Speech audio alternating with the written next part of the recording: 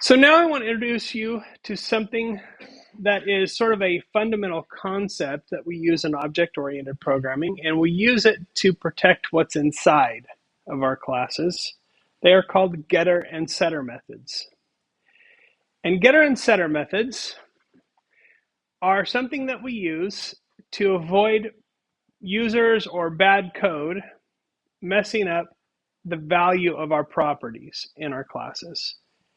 So a getter method is a method that lives inside the class that returns the value of that property. A setter method is a method that we use to change the value of the code in our object. Okay, so it ensures that the object has control over the information. It also allows us to build error handling into the object itself so that our program becomes more robust. It also makes debugging really easy because getter and setter methods are where we have control of that information. So why is that important? Here's an example of some code. Same code that we just looked at, right? We've got the class CL car, we've got int miles, and we've got the drive car. Those are all exactly the same as what we had before. So the class definition hasn't changed. There's one line of code here that's new, and that is right after we create the instance of the car, we set int miles directly to the word 0, the string 0. What do you suppose will happen when I start to drive, when I use the drive car method after that? So remember what I'm setting, I'm taking int miles, which was the integer 50, and I'm setting it to the string 0. What does drive car want to do? It wants to add to that, right? Can we add to a string? No. So I've kind of blown up my whole object here by taking something that doesn't belong and just putting it in there. But there's nothing stopping me from doing that except the error I'm going to get later on. In fact, when I do this, when I change int miles to 0, I'm not going to get any error. It's just going to accept that because there's nothing illegal about that in Python. I won't get the error until much later on when I try to drive the car. And then I'm going to be like, well, there's nothing wrong with my drive car method. It works just fine. Why is it giving me an error? And so that makes it hard for me to figure out what's going on or why I'm getting that error, because it doesn't seem like there should be an error there, right? So what I want to do is, instead of just allowing the code or the value of my property to be changed directly, I might want to create a setter method. A setter method is how I would set the number of wheels in this instance, right? I have a CL car class with wheels. Rather than just letting somebody set the wheels, I have a method here called set wheels. And it takes as an argument the number of wheels I want to set it to. So rather than just saying int wheels equals 2, I'm saying my car.set wheels 2. And what it does is, when I pass that number into here, it's going to, and this is a new code, is instance here is a great function. But what it checks to see is that variable, or is the data that you're giving, a specific type. So it basically says, is this thing that you give it as a parameter, is it an integer? If it is, and int n is greater than 1, right? We can't have a one-wheeled car. We could have a two-wheeled car called a motorcycle, I guess. But you can't have 0 or 1 wheel. So it's checking both of those things. If both of those things are true, cool.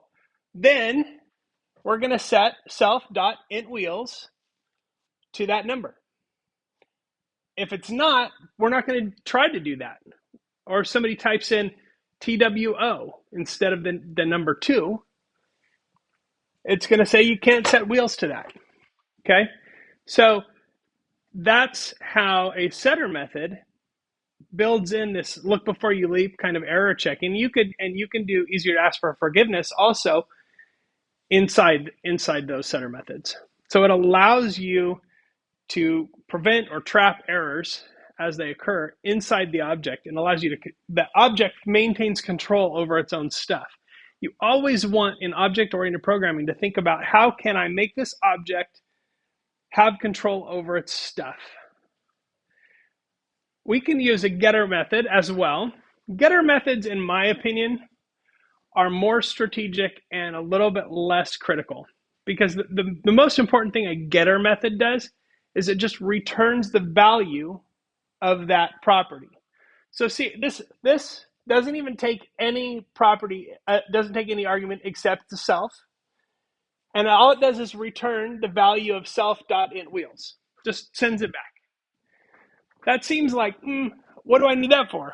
But maybe down the road, instead of just returning the integer, for some reason you want it changed to a float before it's returned. Well, rather than go back through and change 800 different usages of this, all I have to do is change this one getter so that it returns a float instead of an integer. And then it gets changed everywhere down the line. So there's some good arguments to be made for using both setters and getters. I would say setters are more about preventing errors, and getters are more about being strategic about allowing yourself some room to grow in the future or change things down the line. So if we look at this turtle that we did last time, and I'm going to use the Python command line prompt so I can go one line at a time. So let's import turtle as T. Okay, so I've got the turtle imported, and we are going to say T1 equals T.turtle. So I'm creating an instance of that object. There's my turtle now, right? And if you remember,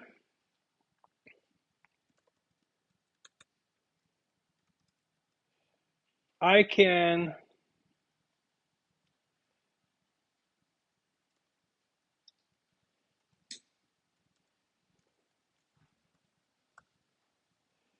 oops, what is that? Anybody remember the location of the turtle getter? That's a getter. Let's see. Turtle location Python. Remember when I said you don't have to remember anything? Position, that's what it is, not location. That's right, because it sounds like I'm saying something else about the turtle. POS. Let's go t1.pos. There we go, because that's the instance that I'm looking for. So if I print that, the turtle is at 0, 0. So if I go forward or t1.forward 100, and then I reprint the position, you can see that it says 100 on the x-axis and 0 on the y-axis. So that's the position. That's actually a getter. Turtle.position, or POS, is a getter method that returns a tuple containing the x-coordinate and the y-coordinate of the turtle. Now, somewhere inside that turtle,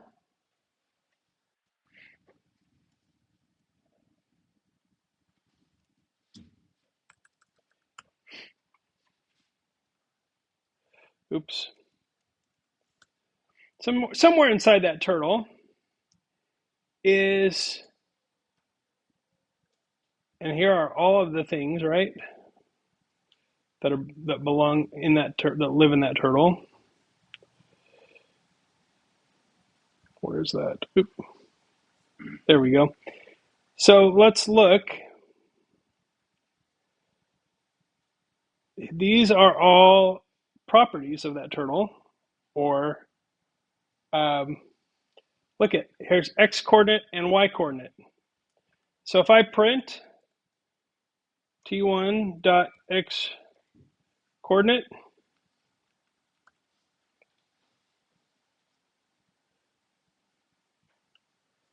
okay, so that's not it. There are places in here where you can access those directly.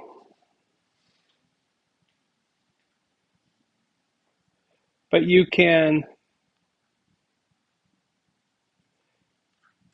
use position as a getter for those things. Okay, so what we can do is we can also say t1 dot go to 100 comma 200. Okay, and it goes to that, right? It goes to that location. That's a setter method. I could set the x and y coordinates directly using numbers, but if I use go to, it makes sure that I'm giving it the right kind of data, and then it moves the turtle there, and it draws the line and takes care of all that stuff for me. So there are setters and getters everywhere. They're very, very common. And the reason that they're common is because it's just good programming practice to use getters and setters.